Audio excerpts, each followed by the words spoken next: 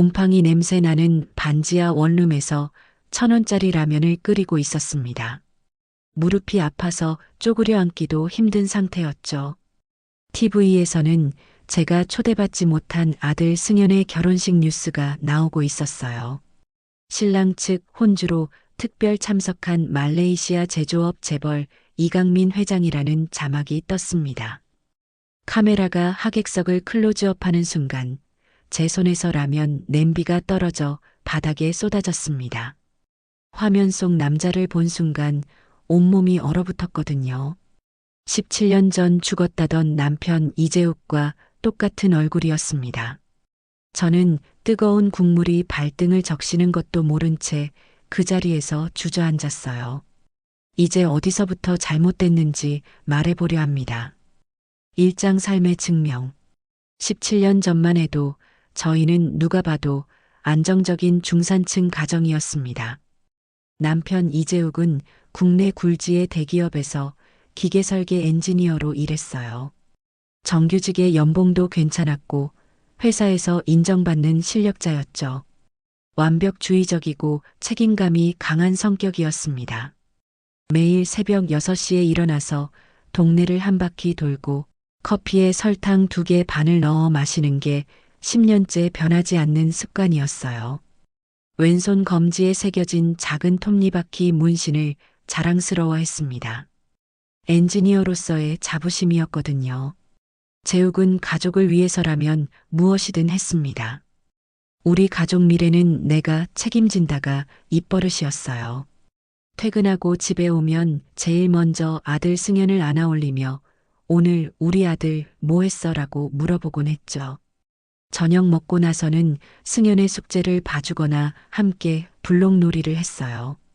승연이 어려워하는 수학 문제가 있으면 밤늦게까지 함께 앉아서 풀어줬습니다. 주말이면 가족끼리 근처 공원에 나가서 돗자리 깔고 도시락 먹으며 시간을 보냈어요. 승연이 커서 좋은 대학 보내고 더 큰 집으로 이사 가자며 미래 계획을 세우곤 했죠.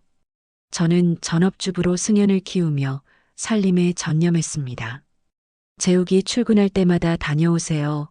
조심이라고 인사했고 퇴근할 즈음이면 따뜻한 밥을 준비해 놨어요. 재욱이 좋아하는 된장찌개를 끓이고 생선구이를 해서 기다렸죠.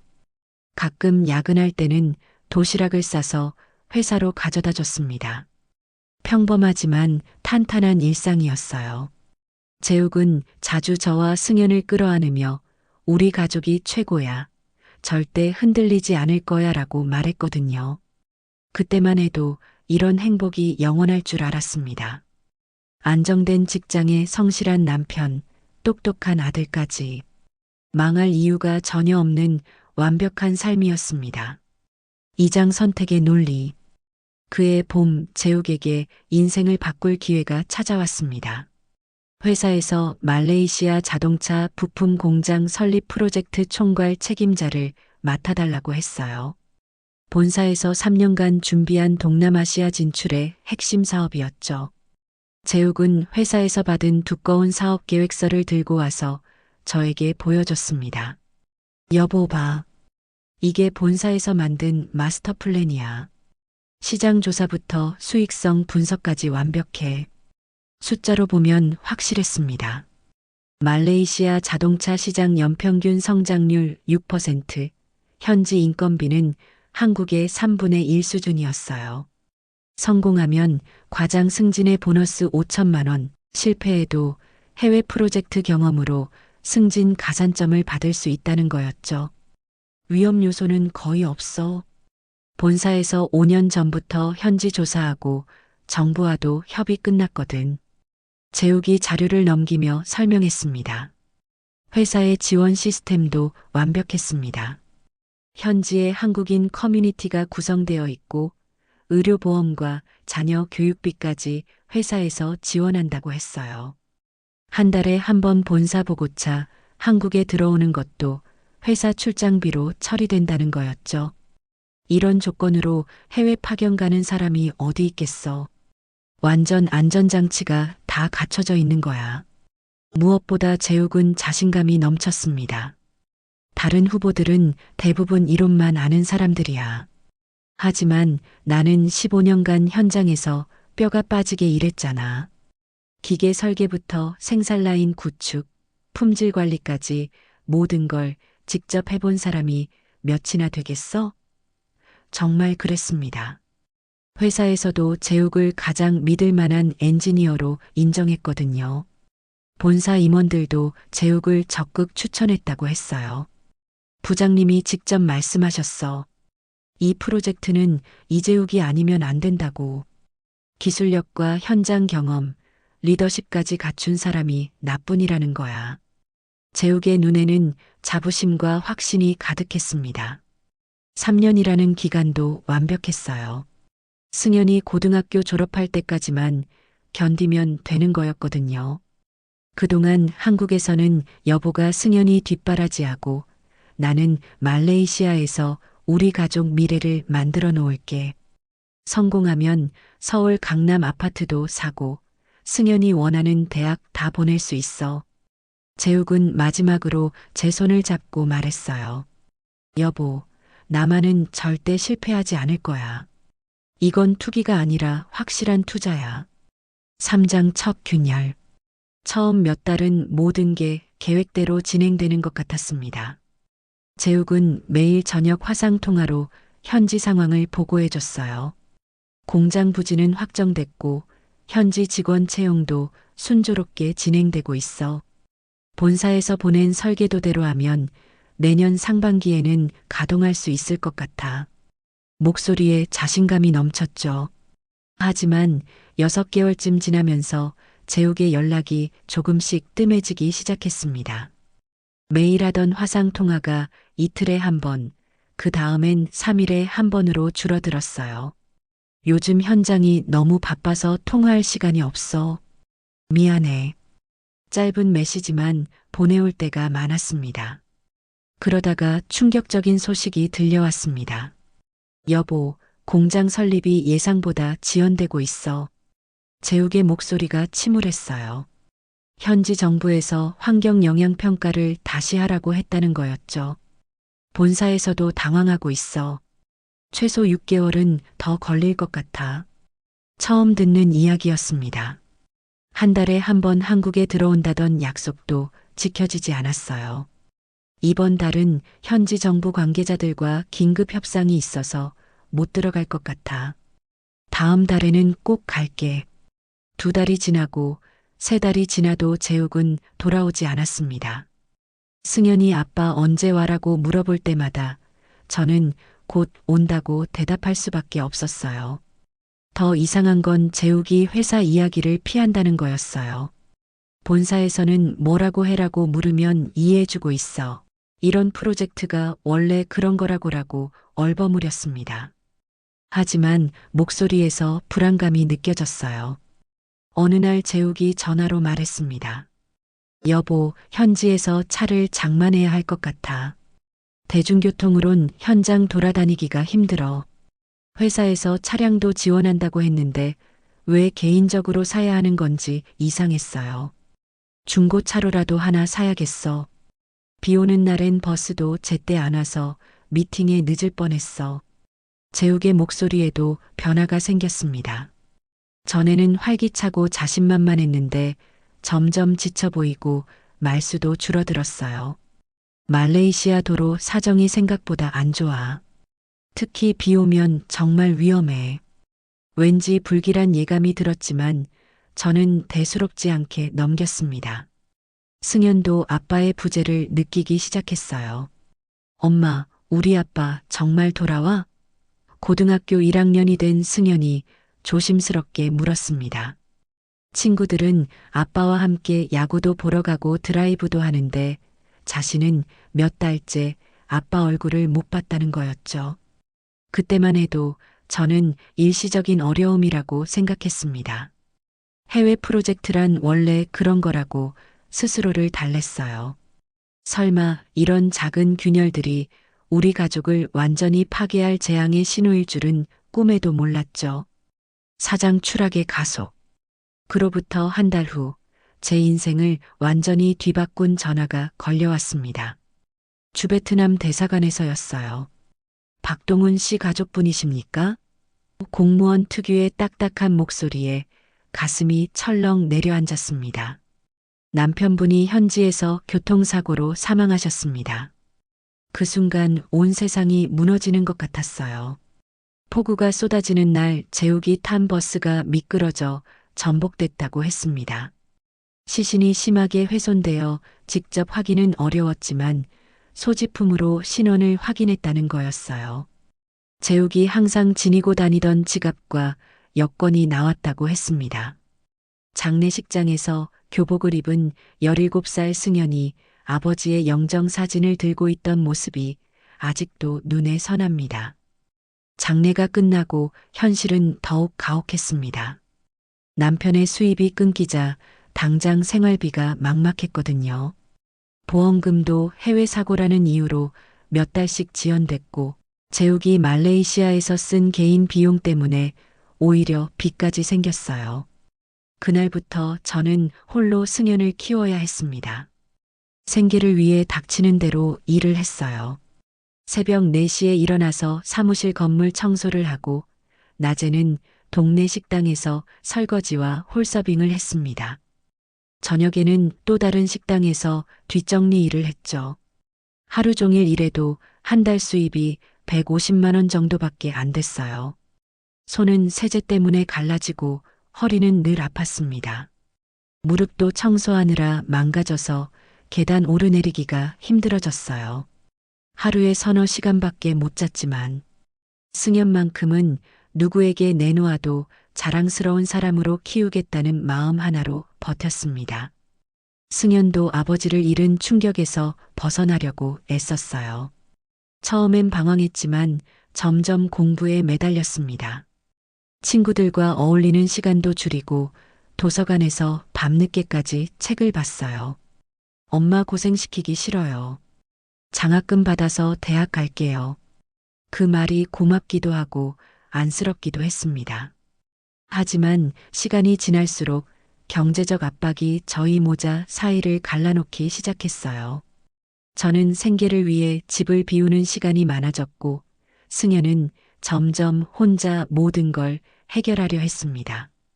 대화는 줄어들고 서로를 챙길 여유도 없었어요. 승연이 엄마는 일만 하시네라고 툴툴거릴 때면 가슴이 찢어지는 것 같았습니다. 몇 년이 흘렀지만 상황은 나아지지 않았어요. 오히려 나이가 들수록 육체적으로 더 힘들어졌습니다. 그런데 가장 힘든 건 아들과의 거리감이었어요.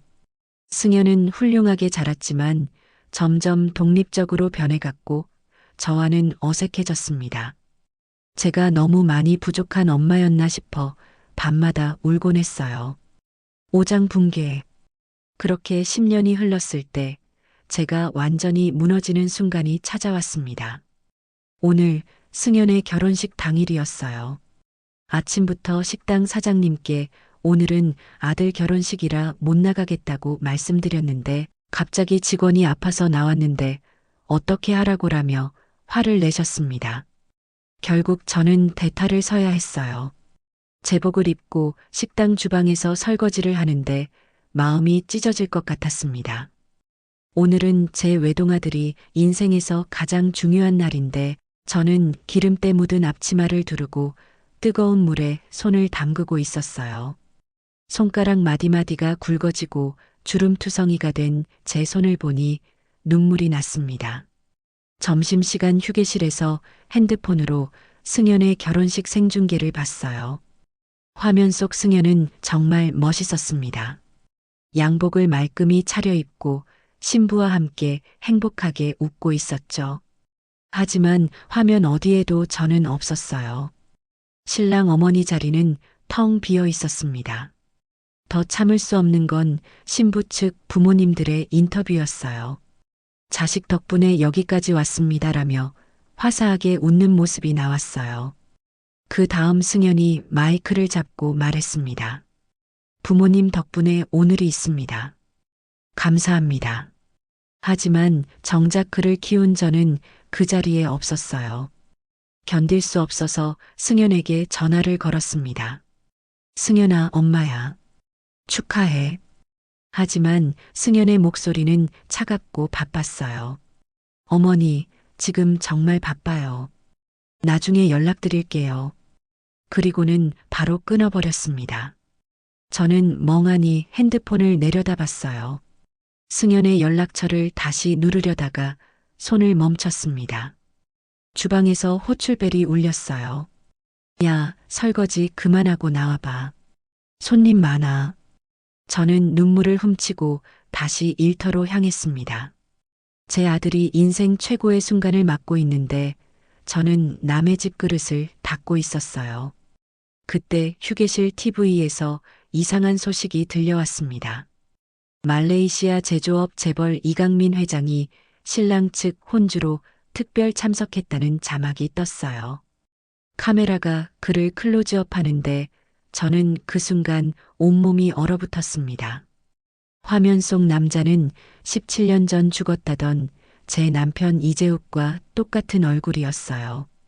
왼손 검지에 톱니바퀴 문신까지 그대로였습니다. 죽은 줄 알았던 남편이 아들의 결혼식에 다른 이름, 다른 신분으로 나타난 거예요. 그것도 제가 있어야 할 혼주 자리에 서 있었습니다. 저는 그 자리에서 주저앉았어요. 17년 동안 혼자 고생하며 승연을 키웠는데 정작 남편은 살아 있었던 거예요. 제 자리를 그가 차지하고 있었고 아들은 저를 멀리했고 저는 완전히 세상에서 지워진 존재가 되어 있었습니다. 이보다 더 바닥은 없을 것 같았어요. 6장 현재와 고백. 지금 제가 살고 있는 곳은 승연이 마련해준 반지하 원룸입니다. 곰팡이 냄새가 나고 습기도 차지만 그래도 지붕이 있어 감사해요. 승연은 변호사가 되어 성공했지만 저와는 의도적으로 거리를 두고 있습니다. 한 달에 한 번 정도 생활비를 보내주면서 짧게 안부만 묻고는 금세 끊어요.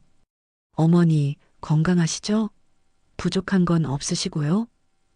의무적인 효도일 뿐이에요. 결혼식에도 저를 초대받지 못했습니다. 아마도 창피했나 봅니다. 성공한 변호사의 어머니가 아직도 식당에서 설거지를 하고 있으니까요.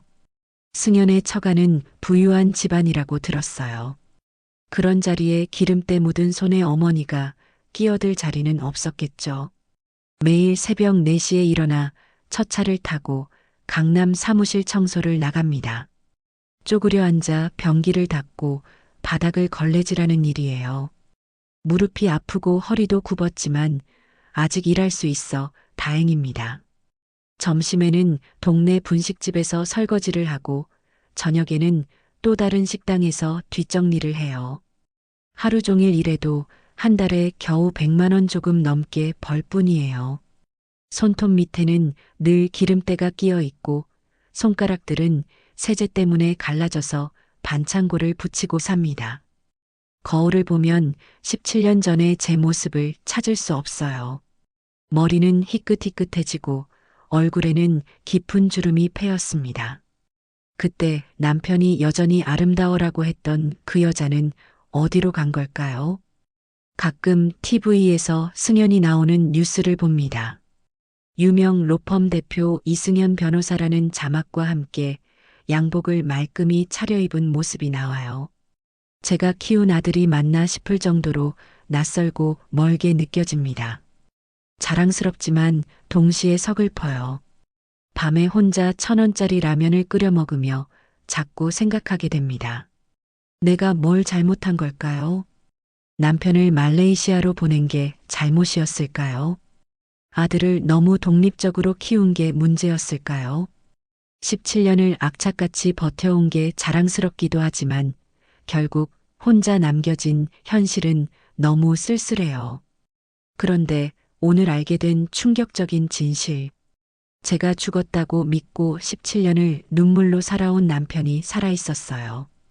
그것도 말레이시아 재벌이 되어서 제 아들의 결혼식에 혼주로 당당하게 앉아 있었다니. 제가 평생 앉고 싶었던 그 자리에 말이에요. 어떻게 이런 일이 가능한 걸까요? 저는 무엇을 위해 이렇게 살아왔던 걸까요? 이제 와서 뭘 할 수 있을지 막막하기만 합니다. 하지만 한 가지는 확실해요. 다른 분들은 저처럼 살지 마세요. 가족이라는 이름에 속아서 혼자 모든 걸 감당하려 하지 마세요.